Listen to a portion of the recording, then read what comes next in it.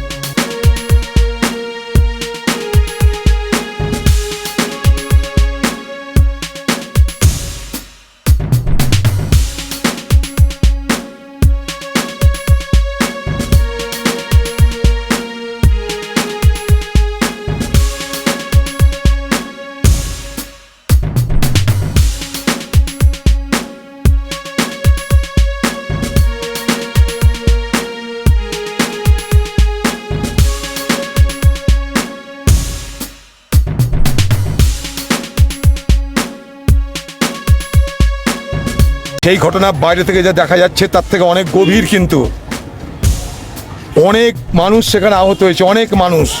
তার তথ্য দিচ্ছে না প্রশাসন, সরকার।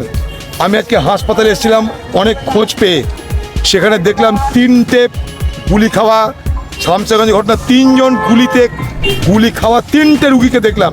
একজনের 11 থেকে 12 বছর বয়স, বাচ্চা ছেলে, তার ডান দিকের কিডনিটা বাদ হয়ে গেছে অলরেডি, তাকে দেখা যাচ্ছে না, সেটা বসতে পারছে না, শুতে পারছে না, দাঁড়াতে পারছে, শুধু কাঁদছে। আর 2টো জায়গায় গেলাম, তাদের এইখানটাই একজনের গুলি বেরিয়েছে, আরেকজনের গুলি বেড়া হয়নি। ডাক্তাররা বলছে গুলি বাড়াতে সময় লাগবে। অল্প বয়সে, তার মধ্যে একটা ছেলে আবার বলছে আমি মায়ের ওষুধ আনতে গেছিলাম দোকানে, মায়ের ওষুধ আনতে গেছিলাম, মা অসুস্থ, তার মায়ের জন্য ওষুধের দরকার, দোকান থেকে ওষুধ আনতে গেছিলাম, গুলি বলছে পিছন থেকে গুলি চললো। বিএসএফের ড্রেস পরা, সত্যি না মিথ্যা কেউ জানে না। 3 জনকে দেখলাম যারা হাসপাতালে চিকিৎসাধীন। আমি আজকে সকালেই বলেছি আপনাদের যে বহরমপুর হাসপাতালে আছে, কেউ কলকাতার হাসপাতালে, কেউ নার্সিংহোমে। প্রশাসন কিচ্ছু বলছে না। অনেক বেশি মানুষ গুলিতে আহত হয়েছে, জখম হয়েছে, তারা মৃত্যুর সঙ্গে পাঞ্জা লড়ছে। আপনার দয়া করে দেখেছেন বাচ্চা ছেলেটাকে, আমি এক্ষুনি দেখে এলাম, 12 বছর বয়স, সে কিডনি বাদ চলে গেছে এর মধ্যে একটা। তার যে কি কষ্ট কল্পনা করতে হবে, মানে কি করছে সে বাচ্চাটা। এখন নানা রকমের লোক নানা রকম ড্রেসে এসে বলছে আমরা পুলিশের লোক, কি হয়েছে বলো। এবার হাসপাতালে যখন চেস করছে পুলিশের লোক আইডেন্টি কার্ড দেখাতে পারছে না। গোটা বিষয়টাকে ধামাচাপা দেওয়ার জন্য প্রশাসন কিন্তু নানা ফন্দি করছে। আমরা চাই সত্য উদ্ঘাটিত হোক, সত্য উদ্ঘাটিত, মানুষগুলোকে বাঁচান, যারা এখনো বেঁচে আছে থেকে বাঁচান আপনারা।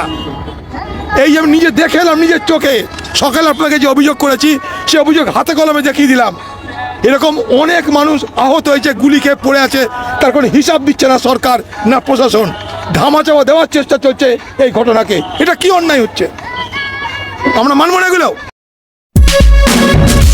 আপনারা দেখছেন বাংলা খবর ইউটিউব চ্যানেল।